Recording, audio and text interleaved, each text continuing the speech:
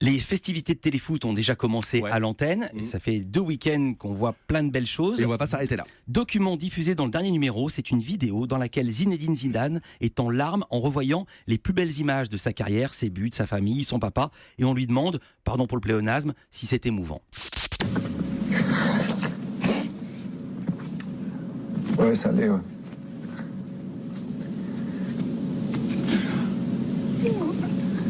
Ouais, parce que finalement en fait,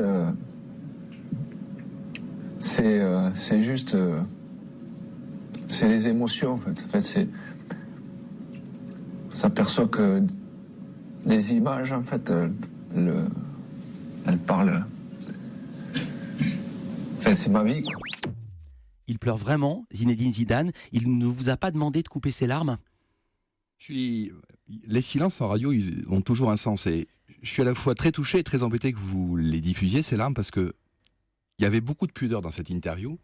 Les larmes ont été reprises et commentées.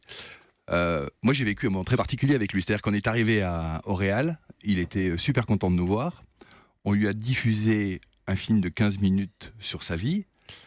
Et moi, j'ai vécu plein de trucs avec Zizou. J'ai vécu sa carrière sportive et également une ascension au Mont Blanc. Enfin bref, j'avais plein de moments très forts avec Zizou. Alors, pour ne rien vous cacher, mais j'aimerais bien que ça ne soit pas coupé et déformé derrière. Je me suis mis au fond de la salle, il s'est installé devant et il a vu sa vie défiler. Et pour ne rien vous cacher, Philippe, moi, au bout de 5 minutes, je suis au fond de la salle et je suis en larmes.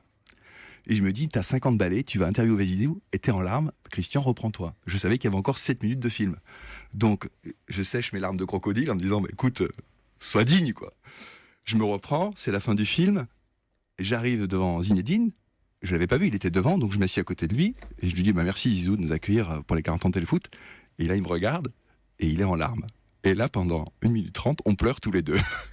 Et c'était super touchant. Et j'ai pas du tout voulu répondre aux interviews juste après à chaud sur l'interview de Zizou, parce qu'il y avait beaucoup de pudeur là-dedans. Et surtout, je voulais pas que ça efface tout ce qu'il dit derrière. Parce que l'interview de Zizou derrière, elle est monstrueuse. Sur son père, la transmission, ses enfants, sa femme, le Real Madrid. Il est bouleversant, Zizou. C'est évidemment j'appelle pas ça un coup, c'est un témoignage de vie super fort. Et pour moi, ça dépasse complètement le cadre du foot. C'est-à-dire que Zizou est un mec universel et qui dit, bah voilà, tout n'est pas facile dans la vie, même quand on s'appelle Zizou, tout n'est pas facile. Et c'est vrai que ça a été un drôle de moment.